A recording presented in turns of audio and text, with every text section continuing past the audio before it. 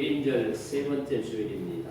이 대림절 절기는 우리가 잘 알고 있는 것처럼 2000년 전에 유대 땅 베들레헴에 오신 예수님을 다시 한 번 더 기억하고 다시 오실 예수님을 기다리며 준비하는 절기입니다.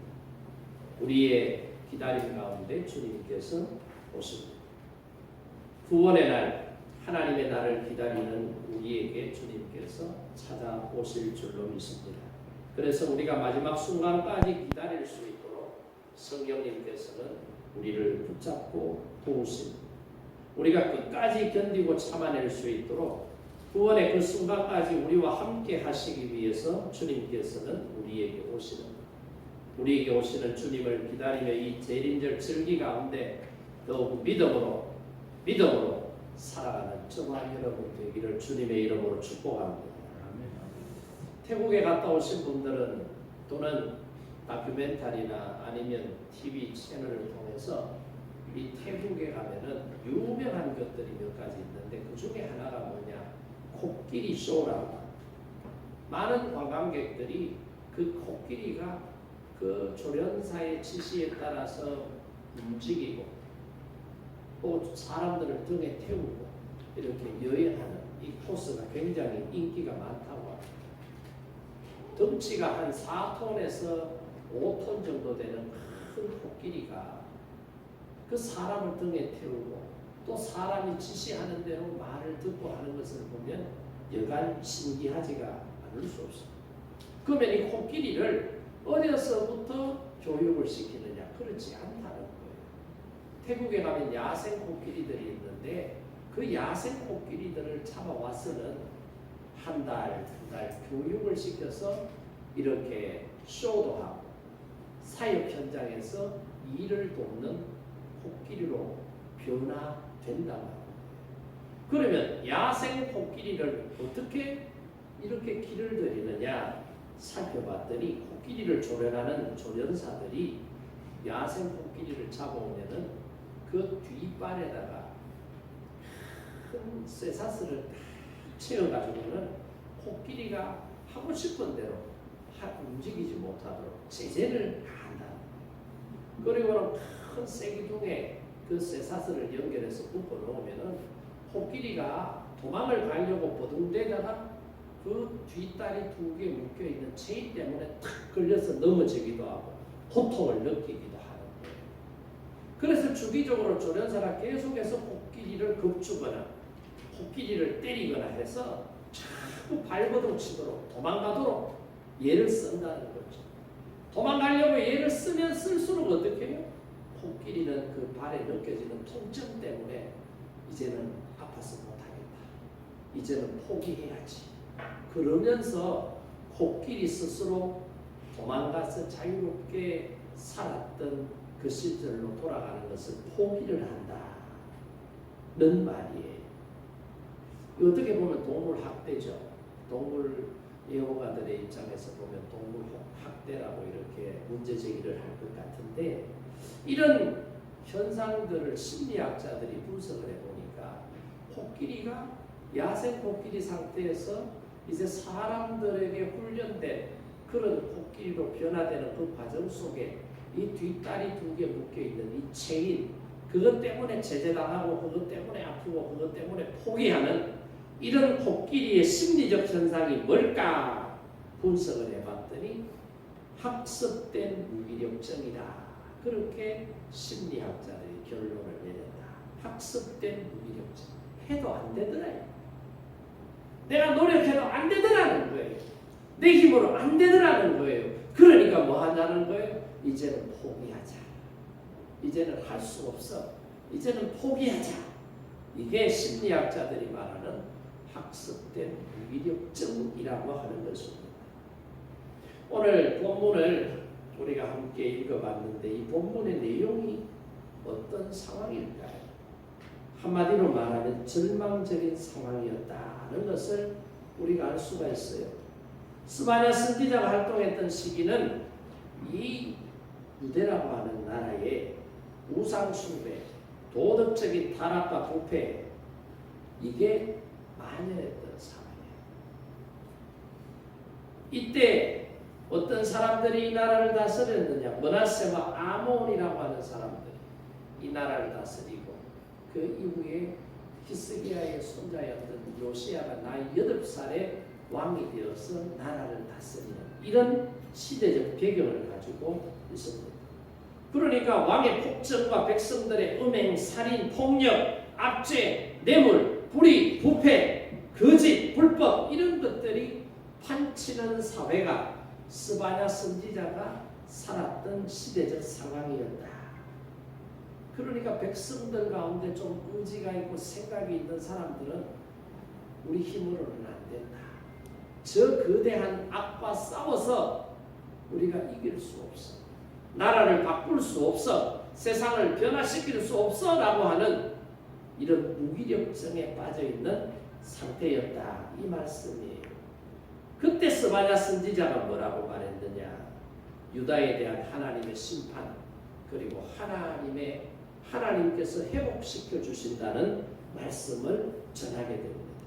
백성들의 죄악으로 인해서 하나님은 유다가 바벨론 포로로 끌려가는 무서운 심판을 받게 하실 것이지만 이 시간을 통해서 회개하고 돌이키면 하나님께서 그들을 버리시지 아니하시고 다시금 예루살렘으로 돌아오도록 하시겠다는 하나님께서 회복시켜 주시겠다라는 메시지가 바로 스바냐 선지자가 선포했던 말씀이었습니다.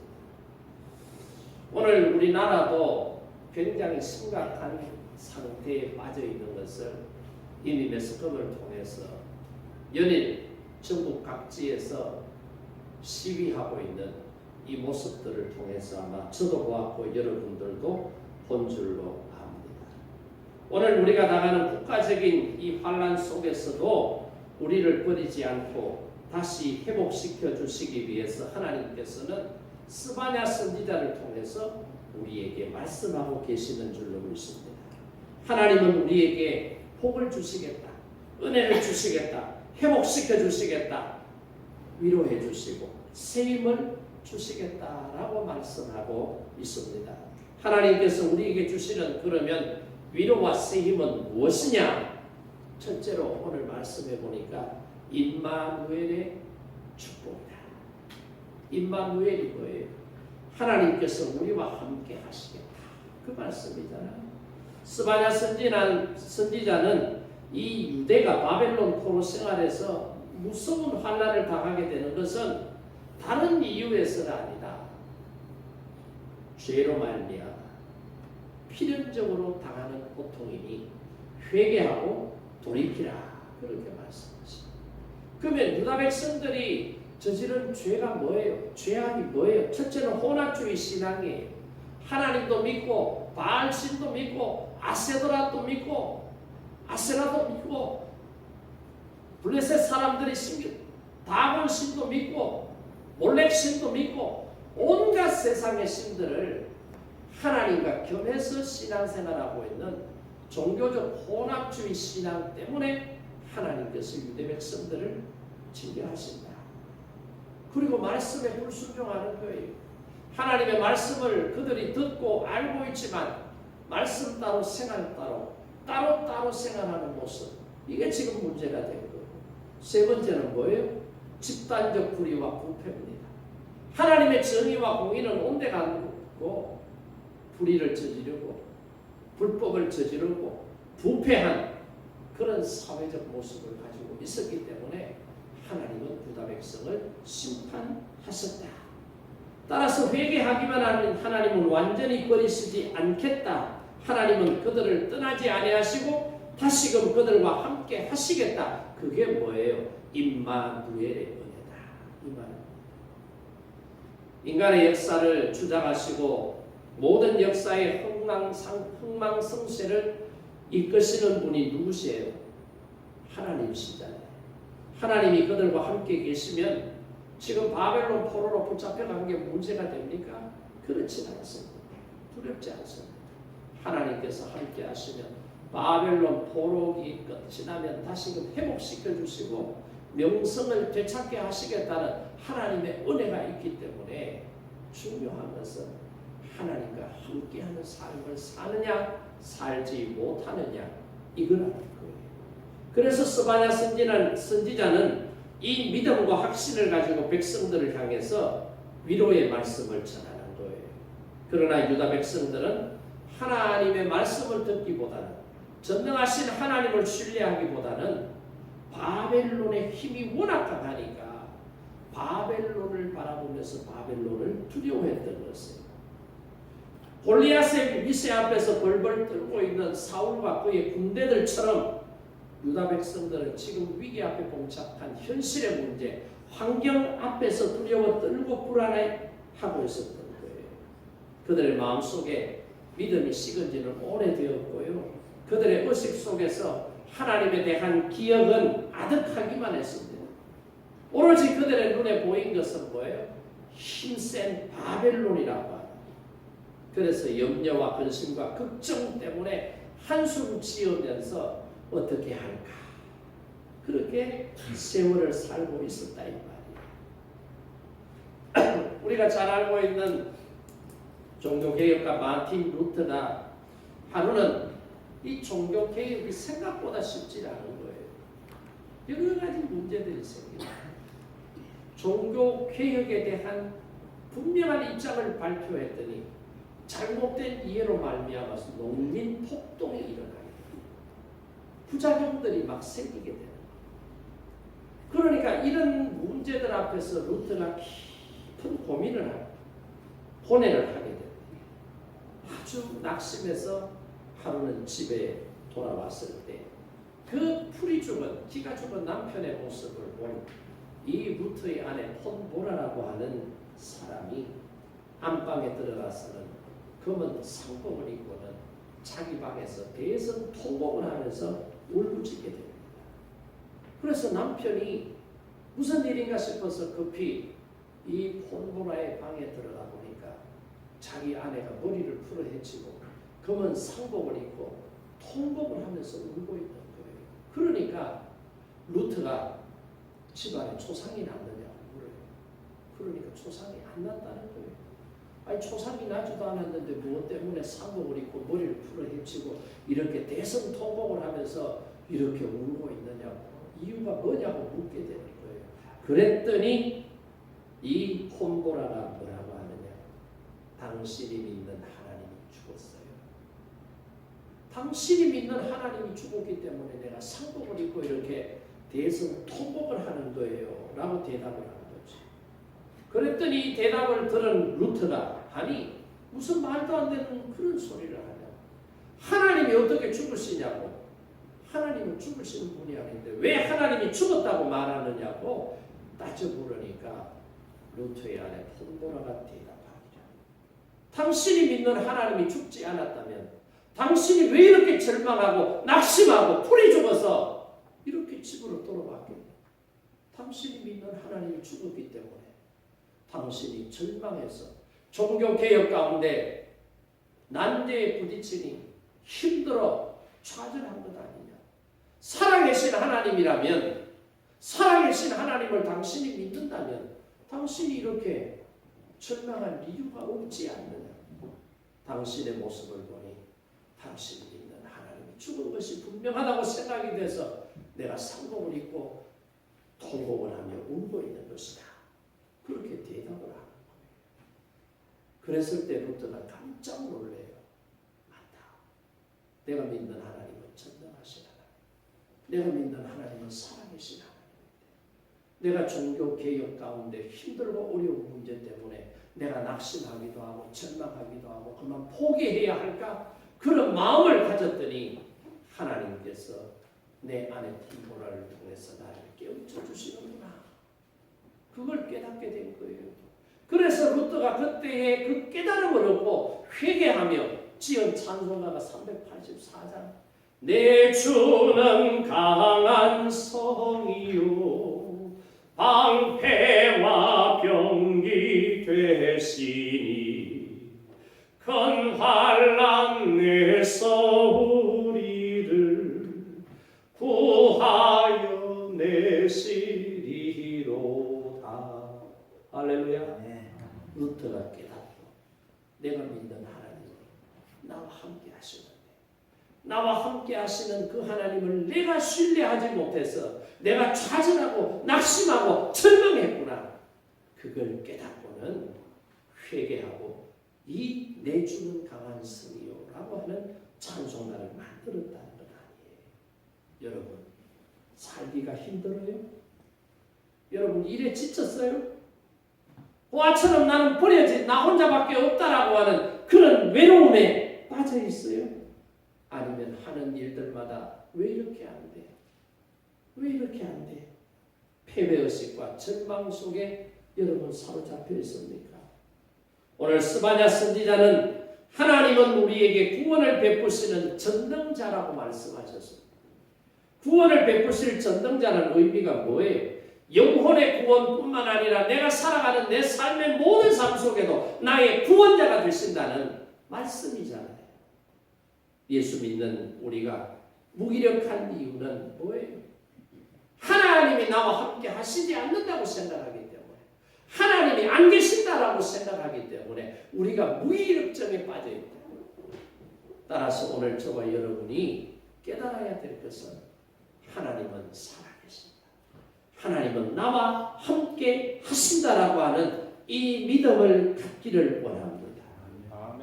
하나님은 이 세상의 어떤 세력도 꺾으실 수가 있고 어떤 거대한 불의한 힘도 하나님은 이기실 수 있는 능력을 가지신 분이라는 것을 우리가 깨닫는다면, 우리 삶에서 일어나는 크고 작은 문제들, 우리 사회에서 일어나고 있는 문제들, 더 크게는 세상에서 일어나고 있는 모든 문제들 앞에 우리가 두려워 떨며 절망하고 좌절할 이유가 없다라고 하는 사실입니다.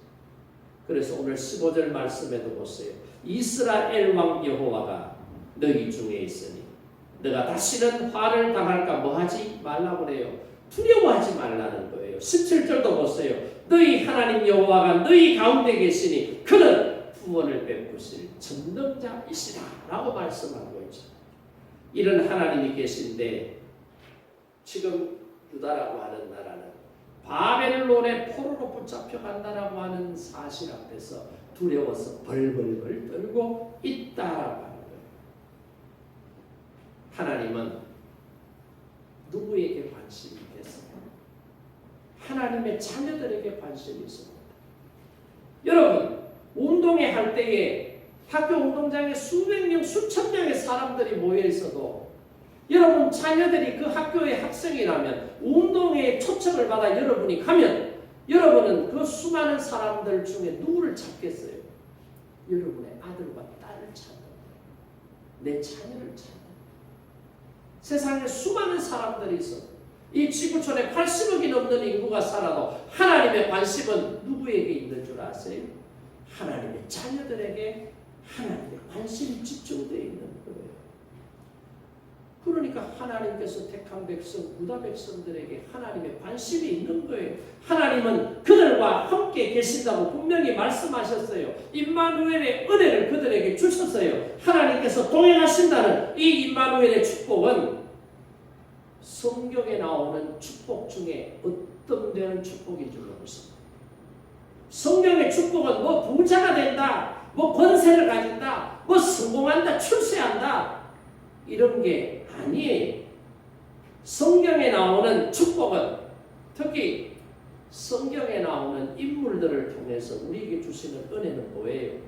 믿음의 조상들은 어디를 가든지 하나님께서 그들과 함께 하시더라. 이 축복이에요. 아브라함과 함께 하시더라. 이삭과 함께 하시더라. 야곱과 함께 하시더라. 이스라엘 백성들과 함께 하시더라. 오늘 저와 여러분에게도 하나님이 함께 하시는 줄 믿으시기 바랍니다. 네. 하나님이 함께 하시는 게 축복이에요. 하나님 안에 여러분 모든 게 다 들어있는데 우리는 어떻게 해서 내 삶의 작은 문제 하나에 하나님을 국한시키고 자꾸 작게 만들어서 하나님을 이해하려고 하는지. 내 병 안 고쳐주면 하나님 없어요? 내 사업 회복 안 되면 하나님 없어요? 내 돈 많이 못 벌고 가난하면 하나님 없어요? 아니에요. 그보다 더 큰 은혜와 축복은 뭐예요? 하나님이 나와 함께 하신다. 할렐루야. 하나님이 내 아버지가 되시고 나는 하나님의 자녀가 되었다. 내 삶 속에 하나님이 나와 함께 하시고 동행하신다는 이 축복이 성경이 우리에게 말하는 믿는 사람에게 주시는 은혜요 축복인 줄로 믿으시기 바랍니다. 그런데 오늘 우리는요 자꾸 우리 문제 앞에서 자꾸 두려워하고 낙심하고 절망하는 거예요. 왜 자꾸 문제 앞에서 두려워하고 절망하고 낙심해? 하나님이 계실까? 함께 하실까? 여기에 대한 믿음의 확신이 없기 때문에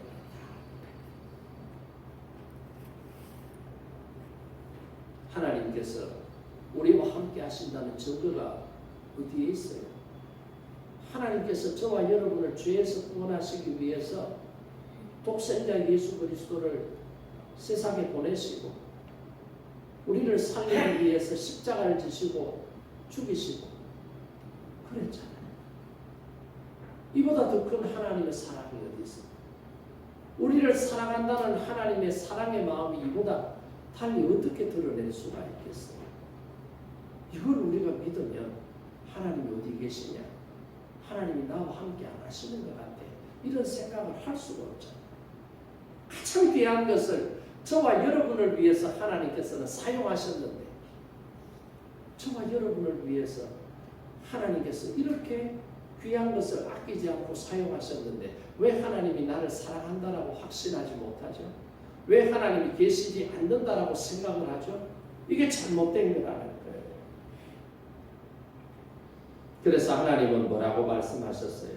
내가 세상 끝날까지 너희와 항상 함께 있으리라. 너는 두려워 말라. 내가 너를 구속하였고 내가 너를 치명하여 불렀나니 너는 내 것이라. 네가 불 가운데 지날 때에 내가 너와 함께 할 것이고 물이 너를 침몰하지 못할 것이며 불이 너를 태우지 못할 것이다. 두려워하지 마라. 내가 너와 함께 하겠다. 이사야 43장에 보면 나오는 말씀 아니에요. 우리 주님은 우리를 인도하시고 우리가 필요한 것들을 채워주실 줄로 믿습니다. 주님은 세상 끝날까지 우리와 함께 하시겠다. 이것을 믿는 게 뭐예요? 믿음이라는 거예요. 어떤 사람은 이것을 믿어요. 그런데 어떤 사람은 이것을 믿지 않아요. 무엇의 차이냐? 그 사람의 믿음의 모양에 따라서 다르게 나타나더라는 거예요. 오늘 여러분의 삶의 바벨론이 뭐예요? 여러분을 두렵게 하고 여러분을 불안하게 하고 여러분을 걱정하게 만드는 바벨론이 무엇이에요? 그것이 건강인 사람도 있고 그것이 경제적인 사람도 있고 그것이 미래의 불확실성 때문에 불안해하는 사람도 있고 다양한 것들입니다. 그러나 가장 분명한 것은 하나님이 나와 함께 하신다. 이거예요. 이것만 우리가 확신하고 믿음으로 붙잡으면 나를 힘들게 하는 바벨론이 있다 할지라도 결코 그 바벨론을 두려워하거나 그 바벨론 때문에 절망하지 않는다라고 하는 사실을 저와 여러분이 깨달을 수 있기를 바랍니다. 그리고 두 번째는 우리의 힘이 되어 주신다라고 말씀하셨어요. 16절 말씀해 보세요. 그날에 사람이 예루살렘에 이르기를 두려워하지 마라. 시온아 내 손을 늘어뜨리지 말라. 그렇게 말씀. 내 손을 늘어뜨리지 말라. 이건 뭐예요? 기운이 빠졌다. 여러분 기운이 빠질 때 팔을 어떻게? 팔도 못 들겠다. 팔이 떨어지네. 이 말은 다른 말로 하면 낙심의 상태가 지금 심각한 것을 말해주고 있는 거예요. 하나님의 징계를 받아서 바벨론 포로로 끌려가는 유다 백성들의 모습은 그야말로 처량한 것이 없습니다. 아무런 희망도 없습니다. 용기도 기대할 수 없었습니다. 그러나 스바냐 선지자는 이들의 애절한 모습을 바라보면서 희망의 복음을 선포하고 있어요. 낙심하지 마라. 너희의 손을 늘어뜨리지 마라. 왜 낙심하지 말라고 해요? 지금 상황은 낙심할 수밖에 없는 상황인데 나라가 망해서 백성들이 포로로 붙잡혀가는 그런 상황인데도 불구하고 왜 낙심하지 말라고 해요? 회개하기만 하면 하나님께서 그들을 다시 높여주실 것이기 때문에 낙심하지 말라. 그렇게 말씀하고 있습니다. 해밍웨이의 소설 가운데 보면 The Capital of the World라고 하는 그런 제목의 단편 소설이 있는데 이 우리말로는 세속의 신전이라고 하는 책으로 번역이 되었습니다.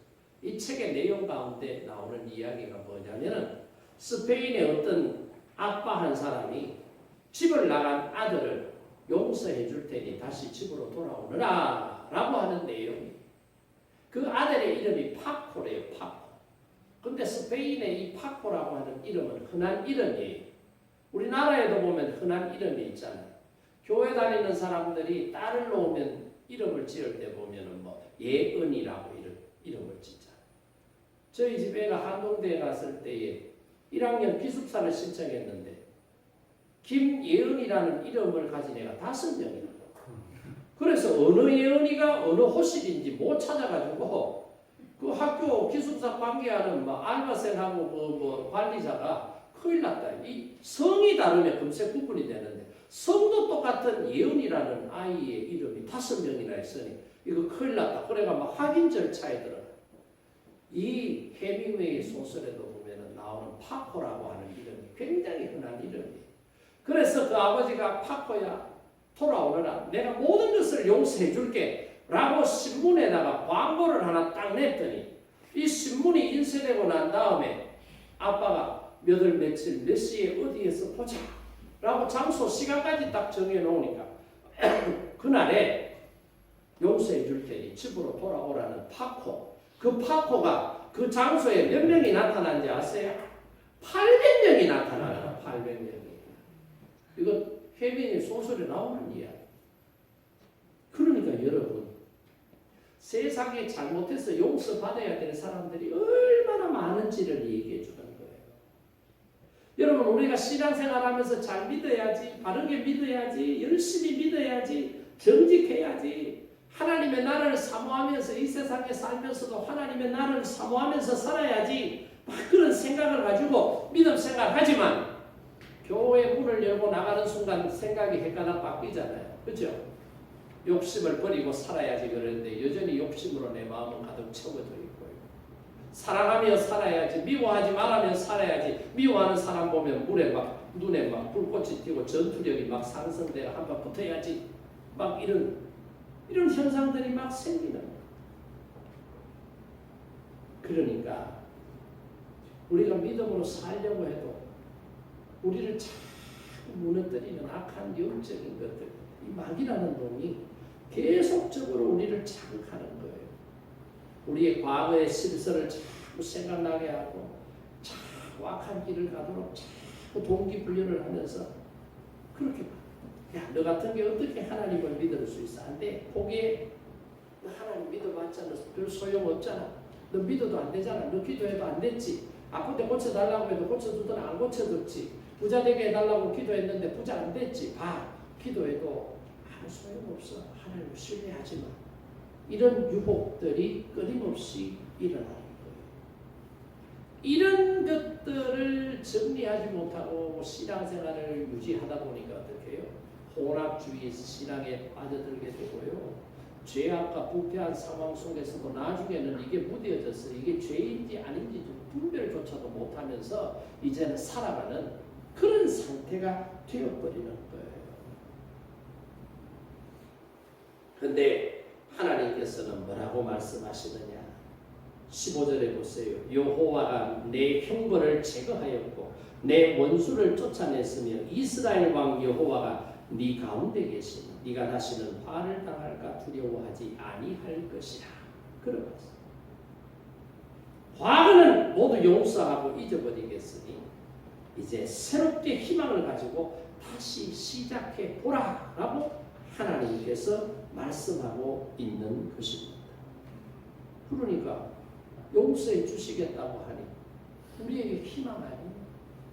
여러분 다시 시작합시다. 하나님의 징계는 죄로부터 왔지만 축복은 하나님의 신앙을 회복하는 데서부터 시작되는 거예요. 지금 이 유다가 바벨론 포로로 붙잡혀가는 이 징계는 죄로 말미암아 주어진 환경이었지만 이 환경을 바꿀 수 있는 것은 어디에 무엇에 있어요?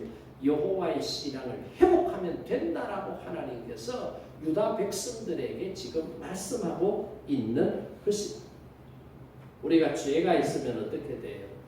하나님과의 관계가 단절이 돼요. 그래서 죄가 무서운 거예요. 그래서 죄를 짓지 않으려고 노력해야 돼요. 그래서 죄를 지으면 뭐 해야 돼요? 회개해야 되는 거예요. 왜? 그렇게 하지 않으면 하나님과 우리의 관계가 단절되기 때문에 그렇다. 우리가 하나님과 교제하기를 원한다면 죄의 문제를 해결해야 돼. 근데 우리 힘으로는 죄의 문제를 해결할 수 없는데 하나님께서는 예수 그리스도를 통해서 이 죄의 문제를 해결해 주셨기 때문에 저와 여러분이 예수 그리스도의 이름으로 회개하면 하나님께서 죄의 문제를 해결해 주신다는 거 아니에요. 이게 은혜 아니에요. 이런 하나님을 우리가 신뢰해야 돼요. 이렇게 우리가 하나님을 신뢰할 때에 단절되었던 하나님과의 관계가 회복되게 되는 것이고 이 관계가 회복될 때에 우리는 진정한 축복의 세계로 나아갈 수 있다라고 스바냐 선지자는 말하고 있는 거죠. 그런데 오늘 우리는 이걸 이론적으로 알아요. 이걸 이론적으로 알면서도 우리 인생의 기쁨은 하나님과의 관계 회복에 있다라고 생각하지 않고 많은 교인들이 인생의 기쁨은 소유에 있다고 생각하는 거예요. 소유에 있다. 얼마나 많은 물질을 내가 소유했느냐? 얼마나 많은 세상의 힘을 내가 바쳤느냐? 얼마나 많은 사람들에게 내가 사랑을 받는 인기를 가졌느냐? 얼마나 많은 사람들이 나를 부러워하는 부러움의 대상이 되었느냐? 내가 목표로 세우고 세운 목적에 가깝도록 내가 목표에 도달했느냐 못했느냐? 이것이 우리의 기쁨의 근거가 되고 있다. 이게 문제라는 거예요. 이게 문제라는 거예요. 오늘 저와 여러분은 우리의 기쁨을 소유에서 찾을 것이 아니라 하나님과의 관계 회복 속에 있음을 깨닫기를 원합니다. 이걸 깨달아요. 그래서 세상 사람들은 소유하려고 더 큰 권력을 가지려고 뭐 하는 거예요? 다른 사람을 죽이고 다른 사람을 음해하고 다른 사람을 짓밟고 뭐해요? 그 자리에 올라가는 거 아니에요? 더 많은 것을 소유하기 위해서 어떻게 해요? 대기업들이 중소기업들, 하청업체들을 어떻게 해요? 죽이면서까지 자기들만 살려고. 그래서 그거 망하면 전부 인수 합병시켜버리고 기업을 성장시켜 나가고 확장시켜 나가잖아요. 이게 뭐예요? 기쁨이 소유에 있다라고 생각합니다. 이게 잘못된 생각. 이게 우리의 영혼을 해칠 수 있는 문제다. 그러니까 우리의 기쁨은 세상에 있는 것이 아니라 하나님과의 관계 속에 있다라고 하는 사실을 깨달아야 돼요. 그래서 하나님으로부터 행복을 잡아야 돼요. 하나님으로 충만하기를 구해야 돼요. 하나님으로 기쁨이 충만할 때 진짜 우리는 행복할 수가 있습니다. 하나님으로 충만하게 될 때 우리는 놀라운 용기와 능력도 생깁니다. 그게 왜 뭐예요? 하나님이 내 힘이 되시기 때문에 그렇다 이 말이에요. 그래서 사도 바울은 뭐라고 고백해요? 내게 능력 주시는 자 안에서 내가 모든 것을 할 수 있습니다 라고 고백하는 거예요. 왜? 하나님이 능력자이시기 때문에 그 하나님이 나와 함께 하시면 그 하나님이 나를 통해서 역사하시면 내 삶을 통해서 하나님의 능력이 나타나는 거예요. 하나님이 나의 힘이라고 고백할 때 우리는 이 세상에 어떤 일도 하나님의 힘으로 감당할 수 있다 이 말이에요. 한 10몇 년 전에 저희 집 애가 대학에 입학을 할 때에 한동대학에 같이 갔어요. 그래서 한동대학 소개하는 그 여러 이제 장소를 다니면서 설명도 듣고 했는데 그 채플실에 가니까 채플실 옆에 붙어 있는 기도하는 건물이 있는데 기도하는 건물에 가니까 얼마 전에 피지에 단기 선교 갔다가 학생 둘이 선교 현장에서 사고로 죽었다. 그래서 그 아이들의 죽음에 대한 이야기가 거기에 기록이 되어 있고 그 아이들을 생각하면서 후배들도 믿음으로 복음 사역을 학원 선교를 감당하자. 그런 내용들이 아마 있었던 것 같아요. 그때 제가 들었던 이야기 중에 하나가 뭐냐면은 이 피지에 단기 선교 갔던 대학생 둘이 죽어버렸기 때문에 그 소식을 현장에서 인솔했던 교수로부터 그 당시 총장이었던 김영걸 총장이 보고를 받았을 때 큰일 났다는 생각이 들었다. 왜냐하면 차기 대학 학생 둘이 그것도 단기 선교 갔다가 사고로 말미암아 죽었기 때문에 이 사실을 그 부모에게 어떻게 알려야 될까? 무슨 말로 그 부모를 설득하고 이해시키고 위로할까라고 고민에 휩싸였다는 거예요. 그래서 정말 무거운 마음으로 그 부모들에게 연락해서 그 부모들을 만났다는 거예요. 그 부모들을 만나서 선교 현장에서 이런 일로 말미암아 귀대의 자녀들이 죽었습니다. 라고 이야기를 하니까 뜻밖에도 그 죽은 두 학생의 부모가 하는 말이 한참 있다. 총장님, 이 얼마나 영광된 일입니까? 저의 자식이 복음을 전하는 선교지에 가서 주님의 부름을 받고 주님 나라에 갔으니 저희는 감사할 따름입니다. 그렇게 대답을 했다는 거예요. 자식이 죽었는데, 생때 같은 자식이 죽었는데 여러분 이런 말을 한다는 게 이게 지금 이해가 돼요? 이해가 돼요? 울고 불고 난리하고 책임자 누구야 나와! 가만 안 놔두겠어! 그러면서 난리를 칠 건데 그렇게 하질 않고 이 얼마나 영광된 일입니까? 선교지에 가서 복음을 전하다가 저희의 자식이 죽었으니 이 얼마나 감사한 일입니까? 이게 우리 현실 속에서 일어날 수 있는 일이냐 이 말이에요. 그러면 이 사람들은 어떻게 해서 이런 큰 슬픔과 고통을 이길 수 있었을까? 그 힘이 어디에서 나왔을까? 생각을 해보니까 하나님이 그들의 힘이 되어주셨기 때문이에요. 하나님이 그들의 힘이 되어주셨다. 사랑의 원자탄이라고 하는 책에도 보면은 손양원 목사님의 두 아들 동인이 동신이가 공산주의 사상에 물든 사람, 그 동네 청년들이 그 아들들 친구들이 어떻게 아들 둘이를 죽이잖아요. 그랬을 때 나중에 근거가 되어 경찰서에서 이송되려고 할 때 탄원서를 냅니다. 용서해달라. 그러면서 법정에 내 양아들로 삼을 테니 이 사람을 용서해 주세요. 라고 탄원서를 내고 결국은 손양원 목사가 자기의 양자로 입적해서 키웠다라고 하는 이 이야기와 일맥상통한 이야기예요. 그래서 손양원 목사님의 감사 기도 가운데 보면은 하나님, 나 같은 사람의 몸에서 태어난 아들 둘이 복음을 위하여 순교하게 하셨으니 감사합니다. 그 손양원 목사님의 감사 기도에 보면 그 내용이 들어가 있다. 이게 어디에서 나오는 힘일까요?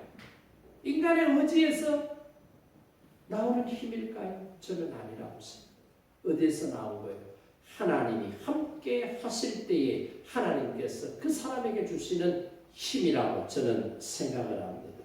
오늘 저와 여러분에게도 이런 힘이 생겨나기를 원합니다. 사랑하는 세상, 사람이 여러분을 떠났어요. 여러분 사업이 힘들어요. 친구가 여러분을 배신했어요. 여러분을 가깝게 지내는 사람이 여러분을 중상모략을 하고 상처를 입혔어요. 그런 때에도 하나님이 나와 함께 하시기 때문에 내가 어떤 화도 두려워하지 아니할 것이다 라고 하는 믿음의 확신이 오늘 저와 여러분 가운데 생겨나기를 주님의 이름으로 축복합니다. 아멘. 하나님의 위로와 세힘은 여기에서 끝나지 않아요. 20절 말씀해 보세요. 20절 말씀해 보면 내가 그때에 너희를 이끌고 그때에 너희를 모을지라 내가 너희 목전에서 너희의 사로잡힘을 돌이킬 때에 너희에게 천하 만민 가운데서 명성과 칭찬을 얻게 하리라. 여호와의 말이니라. 그러니까 스바냐 선지자를 통해서 유대 민족이 회개하기만 하면 하나님께서는 천하 만민 중에서 그 명성을 되찾고 칭찬을 얻게 하도록 하시겠다라고 말씀하고 있잖아요. 그러니까 여러분, 오늘의 정치적인, 국가적인, 사회적인, 여러분 개인적인 그런 위기 속에서도 우리가 생각할 것은 뭐예요? 이게 우연히 일어난 일이 아니다. 반드시 이유가 있다. 무슨 이유 때문에 이런 사건이 터지고 이런 일의 결과가 생겼는데 그걸 알아야 돼요. 그걸 모르면 안 돼요. 오늘 스바냐 선지자는 그 원인이 뭐라는 거예요? 하나님의 백성이 하나님의 백성답게 살지 못했기 때문에, 하나님의 백성이 정의롭고 공의롭게 살지 못하고 불의와 불법이 판을 쳐도 손을 놓고 그 속에서 동조하며 살았기 때문에 이런 현상이 빚어질 수밖에 없었다라고 하는 것을 말해주고 있잖아요. 반드시 이유 없는 결과가 없다라는 사실. 가정에 정말로 예쁘고 공부 잘하는 딸이 있었어요. 이 교인은 공무원이었는데 하급 공무원이었어요. 그래서 그 딸이 예쁘게 잘 자라고 공부 잘하고 해서 인류대학에 들어간 거예요. 너무너무 뿌듯했어요. 사람들 만나면 딸 자랑하면서 그렇게 살았어요. 근데 딸이 대학교 3학년이 딱 됐을 때 미팅을 했나 봐요. 미팅을 하고 3주가 지난 다음에 엄마 아빠에게 할 이야기가 있다고 하니, 그래서 무슨 얘기인가 싶어서 예쁜 딸이 말하겠다고 하니 말해봐라, 무슨 얘기인지 엄마 아빠가 한번 들어보자 이야기를 했더니 이 대학교 3학년 딸이 미팅을 한 지 3주 만에 결혼을 하겠다. 엄마 아빠, 내가 결혼할 남자가 어떤 남자인지 알아? 어떤 남자인데 대기업 재벌 2세야. 그러는 거예요. 여러분 딸이 미팅을 해가지고 결혼하겠다고 3주 만에 여러분 앞에 와서 이야기를 하는데 그 남자가 어떤 남자인지 알아? 대기업의 재벌 2세야. 그러면 여러분 어떻게 하겠어요? 아이고 그래, 더 이상 말하지 말고 빨리 해라, 빨리 해라, 붙잡아야 된다, 놓치면 안 된다. 근데 이 교인 부부는요, 자 그러면 대기업 재벌 2세라는 거 말고 다른 거는 뭐가 있니? 라고 물었더니 딸이 말하기를, 내 남자친구는 술을 좋아해. 그리고 내 남자친구는 교회 안 다니고 어떤 신도 인정하지 않는 무신론자야. 그렇게 대답을 하는 거예요. 그러니까 신앙생활을 열심히 바르게 하는 이 부모가 들어보니까 기가 막힌 거예요. 여러분 같으면 찬성하겠어요? 반대하겠어요? 찬성하겠어요? 반대하겠어요? 반대합니다. 야! 걱정하지 마라. 재벌 2세만 됐지. 전도하면 되잖아. 전도 우리가 기도할게. 엄마 아빠가 새벽에도 하고 철야도 기도하면 되잖아. 교회 나갈 수 있어. 걱정하지 마. 술 교회 다니는 장로도 술 잘 먹더라. 걱정하지 마. 술 줄이면 돼. 술 줄이면 돼. 걱정할 거 한 개도 없어. 빨리 해. 아마 그랬을 것 같아. 그런데 이 부모는, 아빠는 키가 차서 한숨을 쉬고 엄마가 말을 이어가는 거예요. 야, 너 아직 대학교 3학년, 너 아직 기회가 많잖아. 너 하나님께서 어떤 배우자를 만나시도록 하실지 난 너무너무 기대가 되는데, 너는 만난 지 지금 3주 만에 재벌 2세고 술도 잘 먹고 신도 인정하지 않는 그런 사람하고 어떻게 결혼을 하려고 생각하니? 엄마는 반대야 라고 딱 이야기를 하니까 이 딸이 하는 말이, 엄마 우리 집은 가난하잖아. 아빠가 하급 공무원으로 쥐꼬리만한 봉급 받아와가지고 애들 키우는데도 힘들고 우리 살림살이가 팍팍한 거 나도 철이 들어서 이제 알아. 나 이제 더 가난하게 살기 싫어. 나 부잣집에 시집가서 나 풍요롭게 살고 싶어. 그리고 내가 결혼해서 아이 낳으면 나처럼 자라지 않도록 나는 해주고 싶어. 나는 이 결혼을 할 거야. 막 그러면서 밀어붙이는 거예요. 자식 이기는 부모 없다고 결혼을 하겠다고 하면 어떡하겠어요? 반대를 해도 안 돼. 그러니까 야, 결혼은 너희 둘이 하는 게 아니야. 결혼은 어떻게 보면 집안과 집안이 결혼하는 거야. 그쪽 집안하고 우리 집안하고 너무 기울어. 너무 이게 비결이 안 맞아. 너 지금은 좋아서 막 그럴지 몰라. 너 시집가면 못 산다. 그러니까 하지마. 엄마 아빠는 뻔히 보이는데 너 지금 못 봐서 그래. 결혼 안 돼. 하지마. 그래도 막무가내로 결혼을 하겠다. 그러니까 어쩔 수 없이 결혼을 시켰어요. 결혼을 시켰는데 결혼하고 2, 3년 지나고 어떤 사건이 발생된 줄 알아요? 어떤 사건이 터졌는 줄 알아요? 부실 기업 정리하는 사태가 벌어진 거예요. 왜 옛날에 IMF 뭐 그러고 뭐 금융위기 그러면서 여러분 큰 기업들도 부실한 기업들 막 넘어지는 그런 상황이 발생. 이 집안이 거기에 딱 걸려버린 거예요. 그래서 부실 기업으로 정리가 되니까 부실 경영을 하고 불법적인 경영을 하는데 직간접적으로 관여된 시아버지도 깜빡, 자기 남편도 깜빡. 결론이 이렇게 나버리더라고요. 여러분, 우리는 어떤 경우에도 세상의 물질이 저와 여러분의 자산이 되어서는 안 됩니다. 오늘 저와 여러분의 자산은 하나님을 믿는 믿음이 되어야 될 줄로 믿습니다. 그러니까 보세요. 신명기에도 보세요. 네가 네 하나님 여호와의 말씀을 삼가 듣고 내가 오늘날 너희에게 명하는 그 모든 명령을 지켜 행하면 너희 하나님 여호와께서 너를 세계 모든 민족 가운데 어떻게 하시겠다고요? 뛰어나게 하실 것이다 라고 말씀하셨잖아요. 그러니까 하나님의 말씀을 붙잡고 믿음으로 살아갈 때에 하나님께서는 저와 여러분을 뛰어나게 하실 줄로 믿습니다. 여러분, 삶이 어떻습니까? 영육간에 건강하십니까? 여러분 인생이 활력이 넘치는 삶을 살고 있습니까? 아니면 무기력하게 힘들게 아이고 그러면서 살아가는 분은 혹시 없습니까? 이 시간 스바냐 선지자를 통해서 하나님이 말씀하신 이 말씀을 붙잡을 수 있기를 바랍니다.